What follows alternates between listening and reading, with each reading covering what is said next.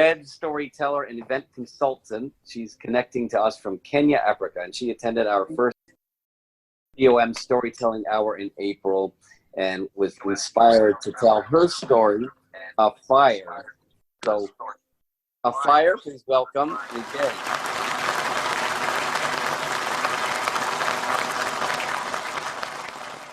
One September afternoon,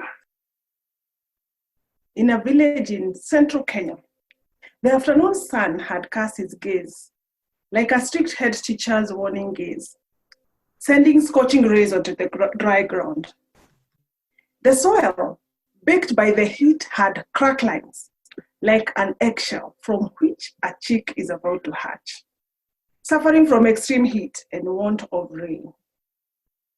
Anyone who dared to walk barefoot, as many of us villagers tended to do, risked burning the soles of their feet on the hot soil.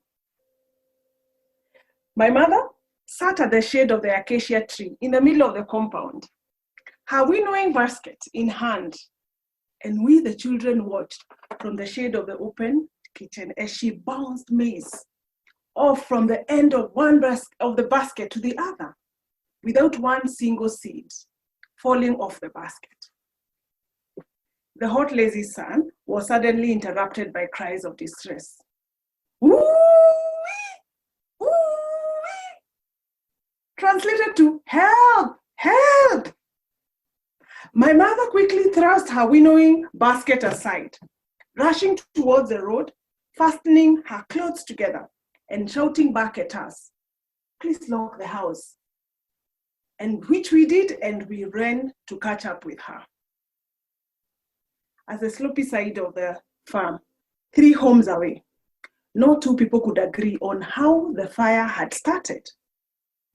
One of them said that probably a passerby had cast a lit cigarette butt into the grass and a fire had lit and gone on, while another blamed the neighbor for trying to clear some bushes and burning them. Then the fire had got out of control and the wind blowing caused it to spread. But there was no time to argue, since the fire now threatened to burn up the village, our village. And thus the distress call for villagers to come help prevent it, at least from reaching the homesteads.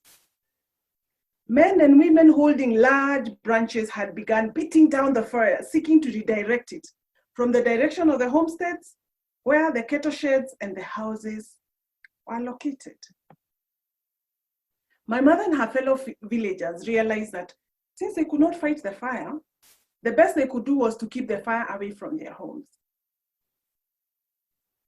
Though that was more than 30 years ago, I can still remember the sound of the fire burning brightly, fiercely, widely, leaps leaping from one tree into another, chased by the wind, the sound of the twigs cracking in submission as the orange fire consumed them. I can still hear the sound of the tree branches hitting the ground in unison as the villagers worked to influence the course of a fire they could not control.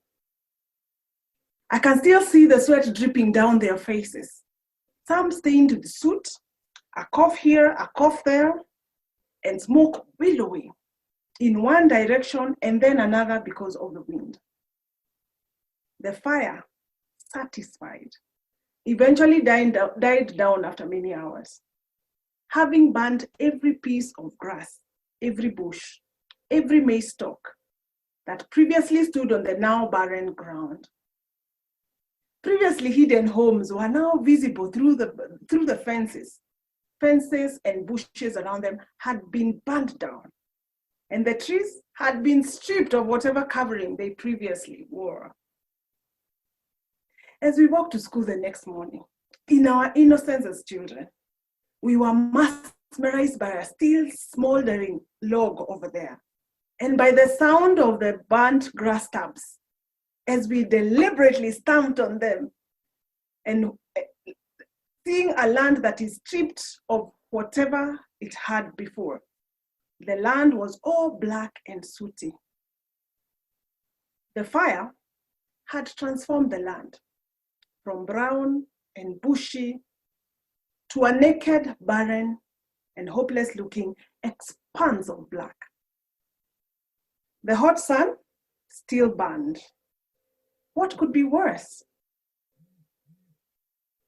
3 weeks later, in mid-October, the rain started falling, showers at first and then downpours.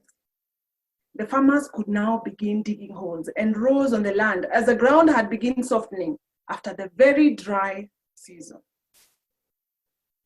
I have always been fascinated by how the bright green grass springs up after a fire burns down the land, owning its place among the blackened stubs of grass, a beautiful contrast of green and black.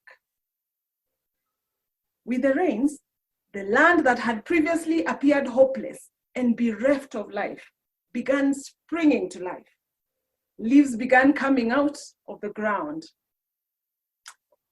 From the dead shrubs, one leaf and then another, one blade of grass after another,